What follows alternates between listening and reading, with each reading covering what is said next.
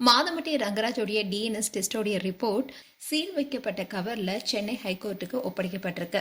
இதை தொடர்ந்து டிஎன்ஏ டெஸ்டோடைய ரிசல்ட்டும் வெளியாக இருக்கு. இந்த விஷயம் தான் இப்ப பேசும் பொருளா இருக்கு. பிரபல சமையல் கலைஞரான மாதமட்டி ரங்கராஜ் தன்னை திருமணம் செஞ்சு ஏமாற்றி விட்டதா ஆடை வடிவமைப்பாளர் Joy Crizildaa Chennai police commissioner ஆபீஸ்ல புகார் கொடுத்திருந்தாங்க. அதன்படிதான் போலீசாரும் விசாரணை நடத்திட்டு வந்தாங்க. நீதிமன்றத்துல இந்த வழக்கு விசாரணை நடந்துட்டு வருது. இப்படி இருந்த சூழல்ல தான் நெறிமாத கர்ப்பிணியா இருந்த ஜாய் கிறிசல்டா ஆண் குழந்தையை பெற்றெடுத்தாங்க. அண்ட் தனக்கு எதிராக அவதூறு கருத்துக்கள் தெரிவிக்க ஜாய் கிறிசல்டாவுக்கு தடை விதிக்க கோரியும் சோசியல் மீடியால வெளியிட்ட வீடியோஸ் எல்லாத்தையுமே நீக்க கோரியும் மாதமட்டி ரங்கராஜ் மனு தாக்கல் செஞ்சிருந்தாரு.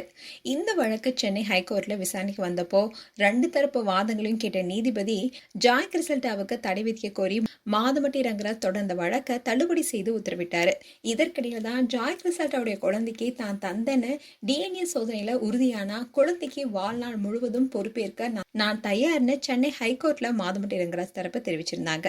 இப்படி இருக்க சூழல் தான் ரங்கராஜுக்கு மரபணு பரிசோதனையும் நடத்த நீதிமன்றம் அனுமதி கொடுத்தாங்க. சென்னை ராஜீவ்காந்தி மருத்துவமனையில பரிசோதனையும் நடத்த நீதிமன்றம் உத்தரவிட்டாங்க.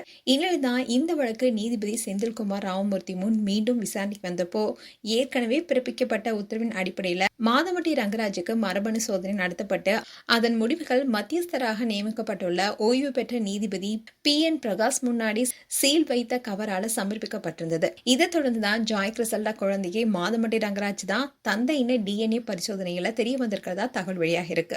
இந்த விஷயம் தான் இப்ப சோசியல் மீடியால வைரல் ஆயிட்டு வருது. இதை தொடர்ந்து மாதமட்டி ரங்கராஜ் தரப்புல இதுக்கு என்ன பதில் சொல்ல போறாங்க என்ற எதிர்பார்ப்பு இப்ப மக்கள் மத்தியில அதிகமாக இருக்கு.